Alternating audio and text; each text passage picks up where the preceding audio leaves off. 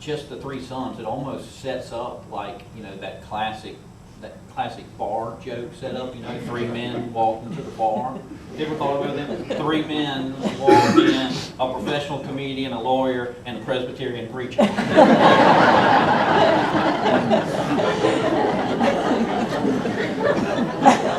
I've clearly spent too much time with y'all this week. Well, today they've walked into this holy space. And through the testimony of their lives, they have paid tribute to their dad. And Tim and Mack are going to do so now through words. And Tim, I invite you to come on. First, I want to say, when he just was talking about me and Mack, he said, of course, Mack's a professional. That cut deep.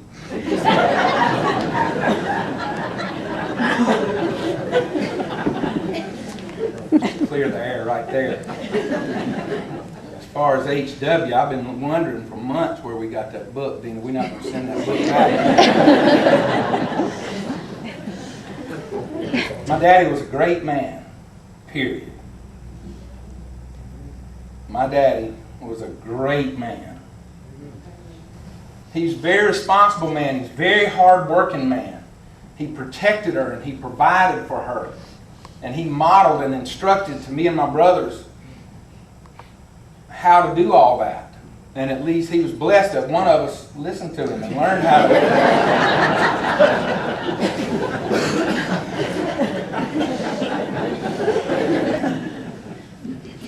Just last night, a lot of y'all, I know there might be a Compass or a Golf somewhere in the room. You might know Gerald Goff told me a story I'd never heard before, that his daddy JV was fishing with him and one time, and they were just pulling them in the boat, but they were getting eaten up by mosquitoes. They didn't want to stop because they were catching fish so fast. And JV heard something over in the bushes. He thought it was a hog. And he said he looked up and just scared him half to death. He jumped because Herbert had gotten out of the boat and gotten in a hog wallow and got mud all over him on purpose to keep the mosquitoes off of him. We got one girl here from London. She probably had never heard of a hog wallow. You can find somebody here.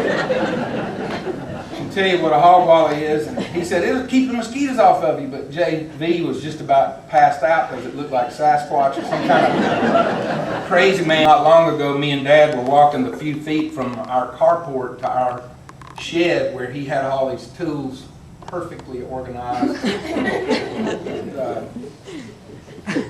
He said, Tim, I'm getting more exercise now than any time in my life. And he just kind of limping along, and I asked him what. That didn't make sense to me. I knew he didn't. What do you mean? I don't understand. And he said, oh yeah, I have to make 5 or 6 trips out here from the house before I remember what I was going out here for. My brother offered me a Altoid right before we came.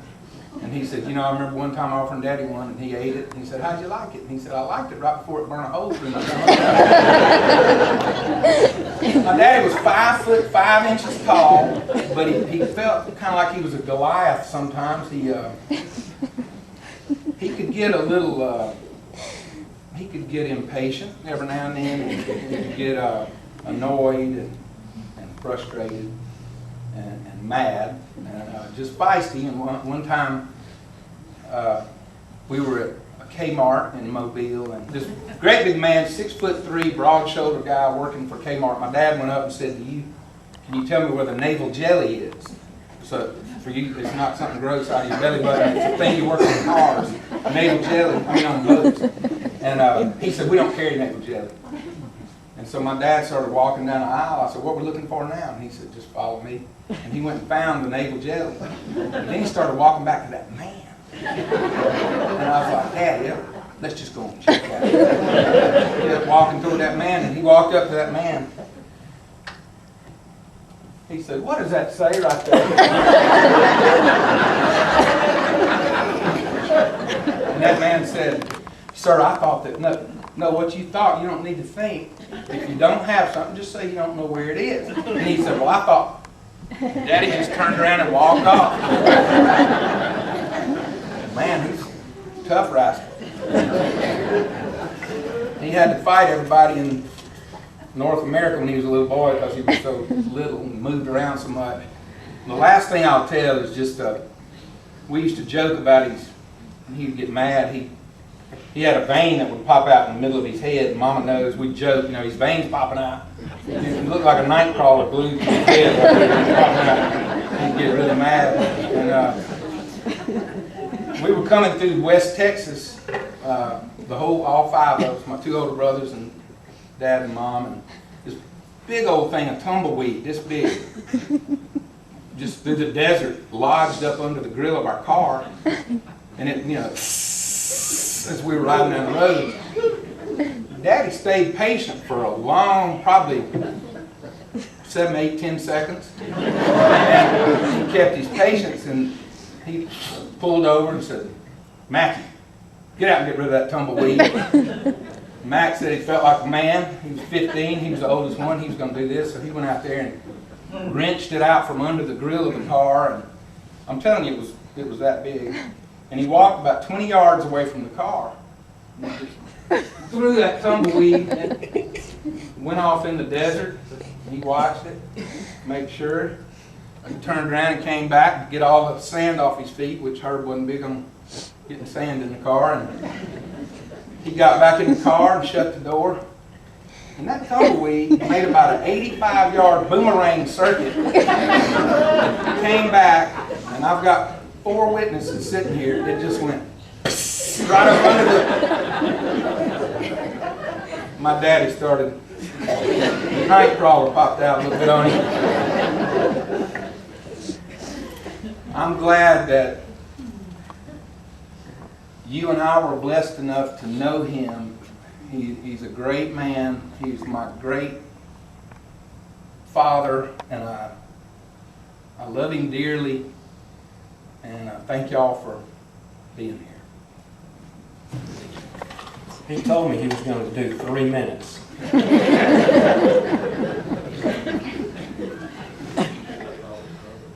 30 years ago, I was living in Los Angeles, and I came home for a visit and got in the car with Dad. He was going to drive us somewhere. We pulled up behind a fellow, stopped at a red light, and the light turned green, and the guy just sat there.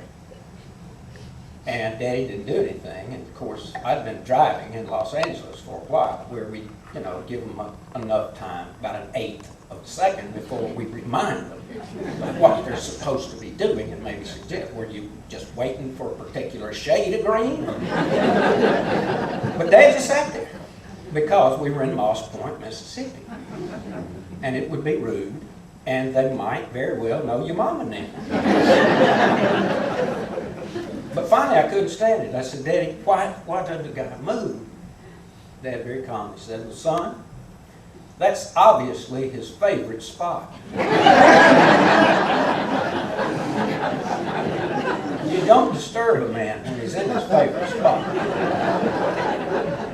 And then the guy turned left, and I just went ballistic. I'm like, "Turn left, didn't even signal. Why didn't the guy signal?" Dad said, "Well, that'd spoil a big surprise."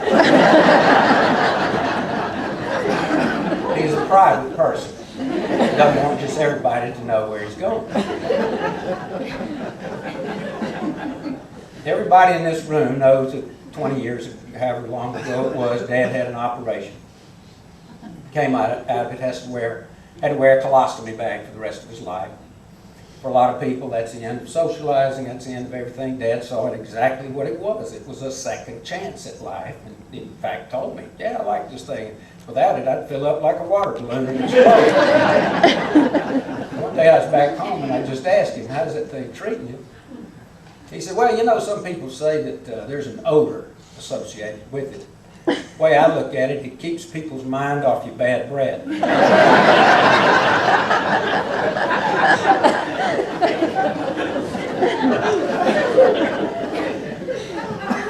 Every great person leaves a legacy. Great guy builds a great building, that building stays right there. Makes a great painting or sculpture, that sculpture stays right there. Herbert Herbert Dryden's legacy is worldwide. Worldwide. I'm going to prove that to you. You're not aware of the incredible power and glory of the laughter that my dad has spread. It has a global reach. As you know, 3 sons. Daryl, second son, is, many of you will testify, the funniest attorney in Jackson County, one of the funniest in Mississippi, and he spread, that came from Daddy, you know that. We got everything from, all our sense of humor comes straight from Herbert Dryden. And he spreads that, he makes people feel good, makes them laugh. People come up to me and say, "You're Daryl Dryden's brother?" I said, "Yeah." He said, "Are all of y'all as funny as he is?" I said, "Well, let me tell you a story." Yes, as it turns out, we are. Tim, as you just found out, is by far the funniest Presbyterian minister in the history of the world. He's made people laugh in the Czech Republic, in Scotland. He's in Virginia Beach. He travels the country. That's global. Herbert Dryden, he's making people laugh. For 36 years, I've been a professional comedian because of this man. Sorry. He made it okay for us to laugh. In fact, he insisted on it. He insisted on it. We were not going to sit around moping. Daddy said, when we're together, we're going to laugh. And boy, was he good at it. I've been all over the world, as y'all know. Just in the last 6, 8 months, Seattle, Orlando, Herbert Dryden made people laugh in those places. Last year, I went to Macau, China, and 2,000 little Chinese people, about Herbert's size, listened to what I was saying being translated into 7 languages, and those people have no idea that a little 5'5" man that worked at the paper mill in Moss Point was making them pee their pants. That's a worldwide reach, y'all. We have children. My daughter Brittany lives in Brighton, England, and her friends will say that anytime somebody blows a beverage through their nose at a pub, Brittany is usually behind it because she has just said something funny because it started with our dad. Daddy was not one to stand up and tell big loud jokes. It was very quiet, little observations, just come out of nowhere. And I kept a notebook and I said, I'm going to write them down this time to see if I can remember. So I'm going to share some that I wrote down. Mama was killing germs and sponges in the microwave. You're ahead of me here. He said, I don't think you can season those things good enough to make them tasty good. We called him one morning, Mom answered, said, well, no, they both on. How y'all doing? Well, we're moving kind of slow today, Mama said. Daddy said, the only thing I've moved is a knife and a fork. One time we were talking about musical tastes, I think is what it was, around the table. And Mom just paused long enough in something she was going to say to give Dad that chance to slip in. She said, most people our age, Dad said, are already dead.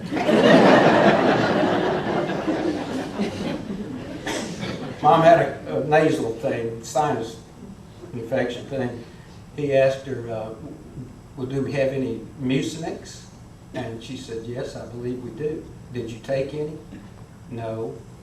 He said, well, I haven't read the instructions all the way through, but I think you have to take it off the shelf for it to do any good. I was up early one morning, and Dad and I were talking at the breakfast table. Mom came down. She said, Herb, have you eaten? He said, not today. Who thinks like that? Called him another time. How y'all doing? Mom said. we're moving kind of slow today. He said, if I was moving any slower, I'd be going backwards. And Thursday night, I'm going to be at the Grand Magnolia Ballroom doing comedy. And people said, well now, with all this, are you going to do it?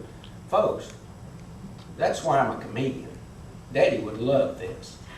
I'm going to do a tribute to Daddy and get a lot of laughs because this is what I'm made to do, and he would love it. And I hope Mom you'll come. She's a great audience, as you can well imagine.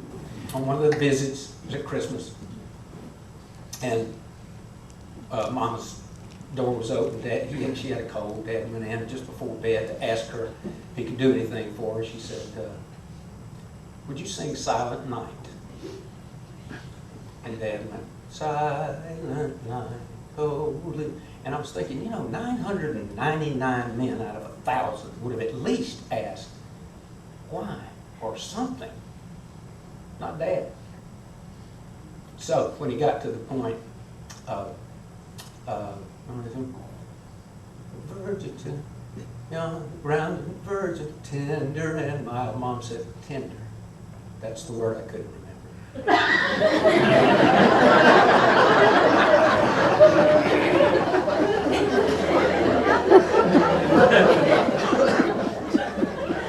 She said, thank you, sweetie. He said, sure, baby, can I get you anything else? But if she had said, sing Staying Alive, he'd have given it a try. We're in a chapel and not a church, so maybe I won't get struck by lightning by telling this last story. His angel granddaughter, my niece Sarah, a nurse, cared for Daddy last week of his life, and God bless you, honey. You did such a great job. Oh, Lord. And he was nervous, and he was having to get up and back, up and back, up and back. She didn't want him to go to the bathroom. They wanted to see how much urine, the volume of it. He wanted to get up. She said, Granddaddy, I'm going to help you right here. She went to the side of the bed. She had, one of the little containers. And he said, why can't it just go to the bathroom? And Mama said, honey, they want to measure it.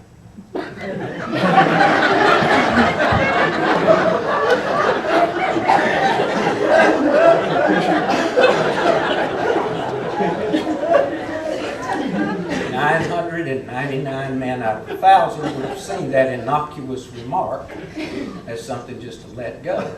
My daddy saw it for what it was, a big softball.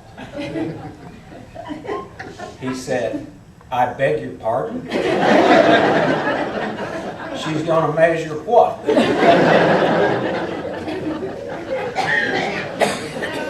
There are people going to be laughing in this world for many years to come because of my dad.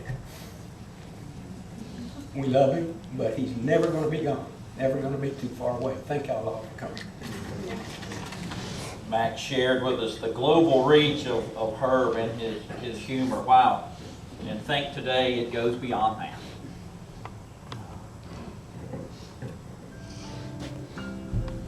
There may have been an angel that's already dropped their heart.